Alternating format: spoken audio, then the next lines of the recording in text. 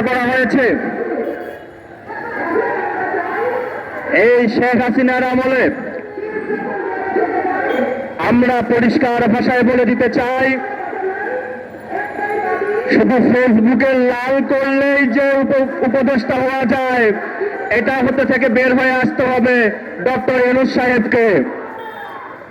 কথাবার্তা পরিষ্কার, আল্লাহ ছাড় দেয়, ছেড়ে দেয় না। হুঁশিয়ার, সাবধান। বাংলাদেশ হচ্ছে রক্ত কিনা বাংলাদেশ।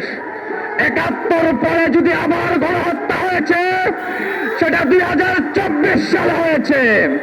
এই রক্ত কেনা বাংলাদেশে কোন হোলি খেলা, কোন ষড়যন্ত্র বাংলার মাটিতে হতে দেওয়া হবে না। আমরা বেঁচে থাকতে এখানে সিনিয়র নেতৃবৃন্দ আছেন, কথাবার্তা পরিষ্কার। আপনারা আওয়ামী লীগের নেতারা চুপে চুপে বাইরের দেশে যায়, আমরা ফেসবুকে দেখতে পাই যে আওয়ামী লীগের নেতারা বাইরের দেশে যায়। কেমনে যায়? এয়ারপোর্টে কি কোনো কিছু নাই? ওটা কি ফাঁকা মাঠ নাকি যে বিমানে উঠলেই চলে যাওয়া যায়? কথাবার্তা পরিষ্কার। অবিলম্বে শেখ হাসিনাকে বাংলাদেশে নিয়ে এসে বিচারের আওতায় নিয়ে এসে বাংলাদেশে প্রমাণ করতে হবে, আর বাংলার জমিনে কোনো দুর্নীতি, কোনো গণহত্যাকারীকে জায়গা দেওয়া হবে না। বিশেষ করে শেখ পরিবারকে বাংলাদেশে নিয়ে আসতে হবে।